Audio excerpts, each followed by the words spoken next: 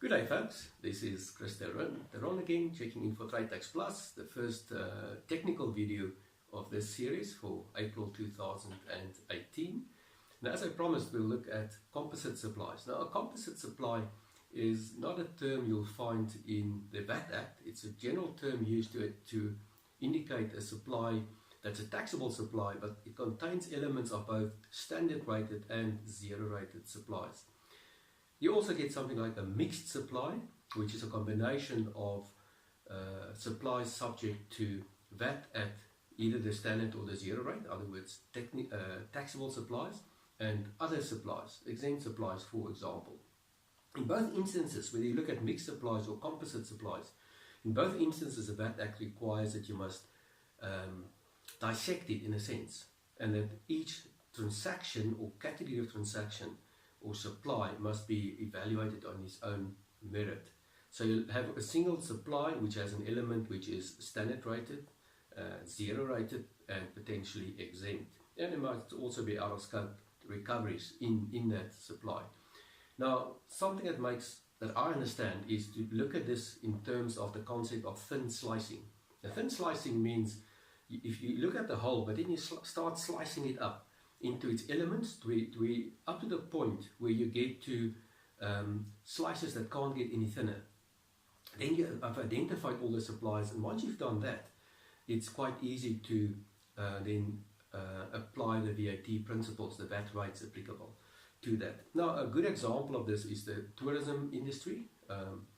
If you buy a package tour, for example, the package tour might consist of many elements. So it might be that you're flying from offshore to South Africa, and then in South Africa to another place in South Africa. It might be that you get transported by a bus. It might be that you go to a game drive or something like that, accommodation and meals in South Africa, and you fly back out again.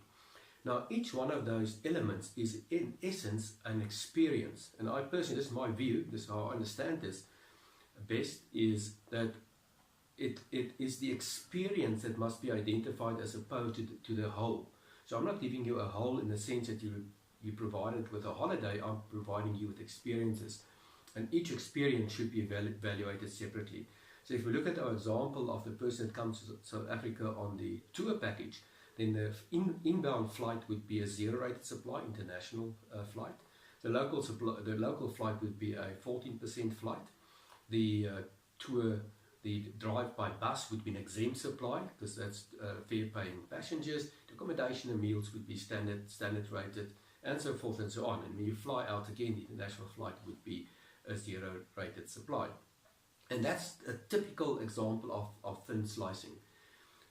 And that works for me to think about it that way, but ultimately that's the process we have to go through. So whatever works for you, just stick to the basic principles. Just a last comment on this though. A very, very recent case that came out in the UK was on the issue of, it didn't quite deal with composite supplies, but in a sense it does, I guess, in a sense that what happened there is you can decide yourself whether it fits the bill or not. But in a sense what happened there is that the taxpayer sold certain goods, and they were all zero rated, and then they also added a bottle of wine in there which would have been standard rated, and they said, you know what, we'll charge you for all the zero rated stuff, but the bottle of wine is for free because you bought all the zero rated stuff. So there is no VAT payable in this whole thing, and there must have been an underlying thought that they've inflated the price of all the zero rateds and then gave the standard rate away for free. And the court said they will have none of that. And they said we will look at the commercial reality, and the commercial reality is you've paid for each one of those elements, and you must allocate your consideration accordingly.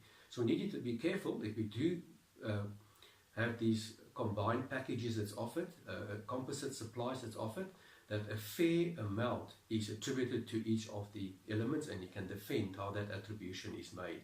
Once you've done that, there's nothing to be concerned about. It's simply applying that in practice and getting your systems in place to manage that process. So I hope that makes sense to you.